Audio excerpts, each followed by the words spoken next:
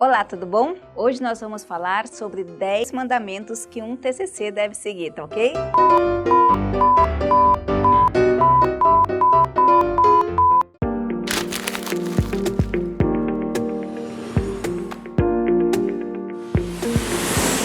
Bom, nós preparamos 10 mandamentos, 10 tópicos que vocês devem levar em consideração na hora de construir seu TCC, tá ok?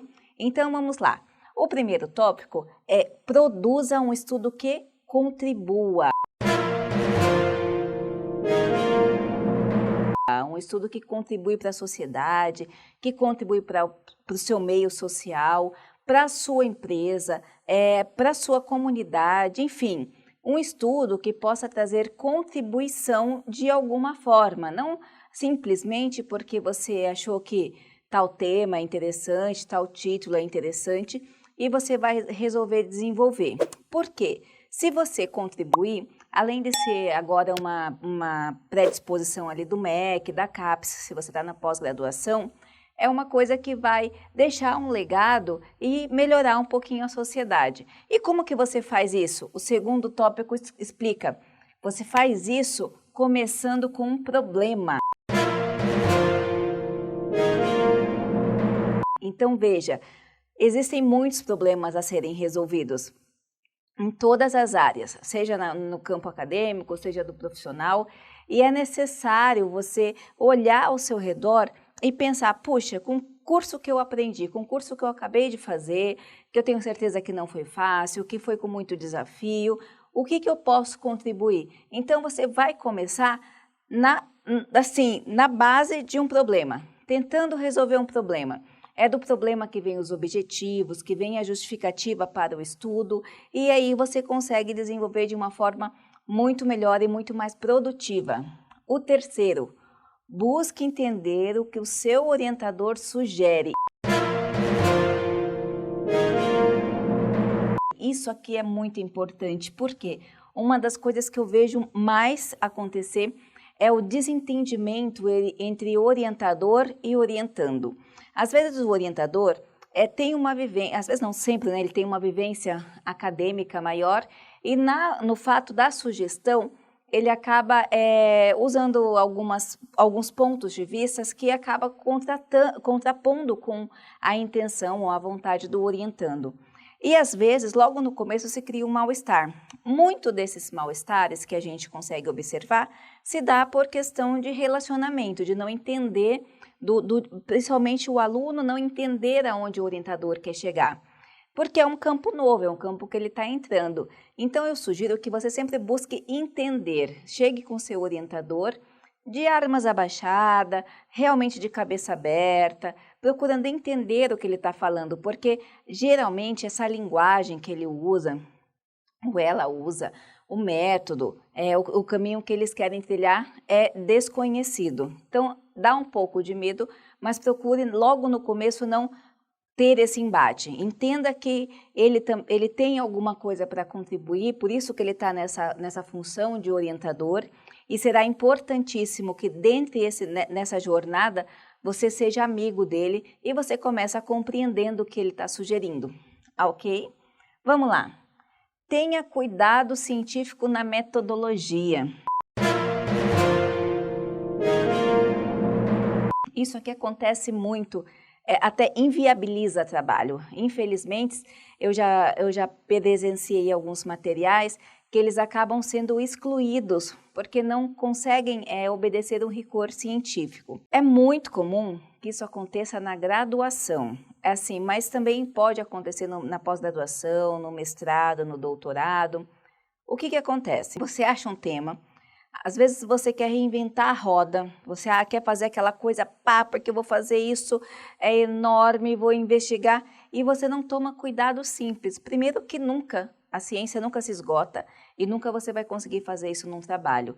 É muito importante você ter essa consciência, até para que você não fique frustrado e procure problemas pontuais que você consiga resolver. Segundo, esse cuidado metodológico é buscando dentro dos livros de metodologia o que você pode ou não pode fazer.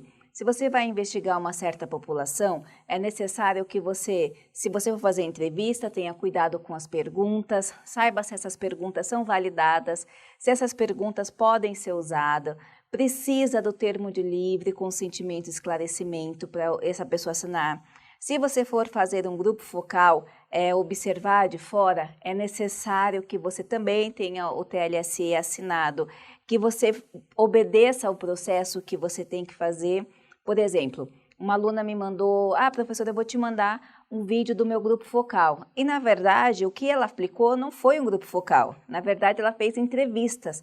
Ela colocou o participante na frente da câmera e ele foi falando o que ele achava ali do tema que ela foi propondo. Isso não é o grupo focal. Então, esses cuidados fazem, ou você troca a metodologia para aproveitar o estudo que você já fez, ou simplesmente deixa de ser válido. Eu vou entrevistar, ou eu vou propor uma metodologia ali, ou propor uma diretriz. É necessário que você tenha bases para propor essa diretriz. Ela não pode vir do nada. Então, esse cuidado na metodologia que você vai fazer é muito importante porque ele pode validar o seu estudo como científico ou simplesmente excluir. Dependendo do lugar que você está ou de quem vai pegar esse estudo depois, isso vai ficar bem evidente. Então, é o cuidado que você tem que ter. Outro cuidado é com relação à escrita. Ela deve ser científica. Não deve ter palavras do seu cotidiano, no sentido de gírias, afirmações únicas, como se fosse verdade absoluta. A gente sempre leva muito cuidado quando vai considerar, dentro da escrita, o que a gente chama de, mas é um absurdo, isso ocorre porque não se tem incentivo. Então, todas essas afirmações que você for fazer, você tem que estar embasado na retórica do porquê. Do porquê você está afirmando isso, da onde você tirou essa base. Nos materiais que você pesquisa, se eles são ou não científicos, é muito importante que você leve isso em consideração. Não perca o foco. É outra questão que eu acho fundamental a gente falar, por quê? É normal, a gente começa a desenvolver um estudo, eu tenho anos já desenvolvendo estudos acadêmicos, estudos científicos, e a gente sabe um pouco, sabe? A gente começa, mesmo tendo bastante carga, a gente começa de um ponto onde a gente está ainda começando a investigar, a se inteirar naquele tema. Na medida que a gente vai construindo, a gente começa a perceber que aquilo é muito maior, ou pode ser muito maior, ou é menor, ou tem outras linhas de pesquisa, ou tem outros pontos, outras abordagens, e a gente fica tentado, puxa, por que eu não coloco mais isso? Por que eu não coloco mais isso? Nossa, mas isso aqui também é interessante, é bom colocar. Isso é um dos grandes gargalos de quem vai desenvolver um TCC. Não só o TCC, tá? Artigos científicos, dissertações, teses, monografias, é um gargalo de quem escreve qualquer material científico, porque começa num ponto, começa a entender novos assuntos, começa a ter outras visões e fica tentado a sair do foco. O que vai acontecer? O seu material não vai ter objetivo, você vai ficar com uma colcha de retalhos e ele acaba não servindo para nada. Eu já peguei estudos com 100 páginas que não chegavam a lugar nenhum. Então, tome cuidado. Melhor você fazer 10, 15 páginas de um artigo científico sólido do que ficar colocando um monte de informações que não servem para nada e não chega a lugar nenhum, tá ok? 7. Guarde todos os materiais. Isso é importantíssimo, porque lembre-se que tudo tem que estar citado. Todos os professores, instituições hoje passam seu material no antiplágio. Você pode cometer alguma escorregada. O professor pode pedir o material de onde você tirou aquela informação, principalmente quando são informações novas. Então, é fundamental que todo o material que você use no seu TCC, na sua dissertação, na sua tese, você guarde em pasta, guarde numa pastinha específica, em lugar que você não vai perder e que, se você precisar, você consiga resgatar depois, tá ok? 8. Construa já seu material dentro das normas.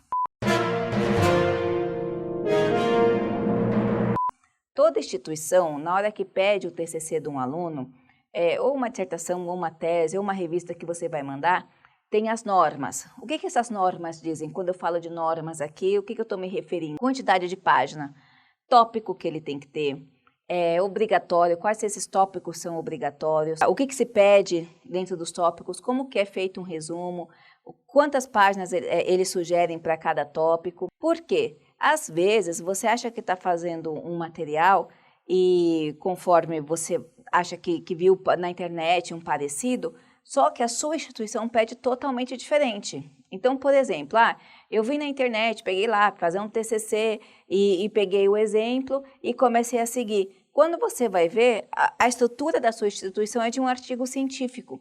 Então, a estrutura ela é diferente, a quantidade de páginas é diferente, como você vai ter que desenvolver o seu estudo é diferente, e isso acaba fazendo com que você perca o seu material ou você tente entregar e não entenda o que está acontecendo de errado. Então, uma das primeiras coisas que você tem que fazer é entender as normas da sua instituição, o formato que você vai ter que entregar e já desenvolver o estudo pensando nesse formato, tá ok? Faça uma revisão cautelosa.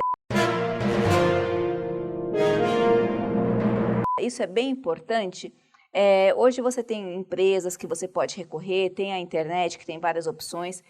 Dê uma olhada no seu material. Veja se ele está com português bacana, se ele tem erros de português, das normas, se ele está obedecendo a quantidade de páginas, os tópicos, se você não negligenciou nenhum. Enfim, veja tudo isso com muito cuidado para que você não passe vergonha ou não perca tempo depois tendo que refazer o trabalho. Às vezes, quando o professor pega um trabalho, ele está tão mal escrito que fica difícil se concentrar no conteúdo. Aí o professor acaba não aceitando nem parte do conteúdo porque o material está muito ruim. Então, pense nisso e vale a pena você se dedicar nessa revisão cautelosa. E por fim, eu sei que a gente falou muita coisa, mas nada não custa falar aqui, não se desespere. Esse é o primeiro, se você está na graduação, é o primeiro contato que você vai ter com a escrita, mas hoje em dia, quem ganha é quem tem um capital intelectual melhor, quem acaba produzindo coisas que possam ajudar a sociedade, e a escrita, a produção de artigos, de materiais acadêmicos sempre vai estar ligado. Então não se desespere, tente curtir esse momento de aprendizado, você está aprendendo, quanto mais você conseguir informação, melhor, e da próxima vez vai ser um pouco mais fácil, tá ok? Então eu espero ter ajudado e até a próxima.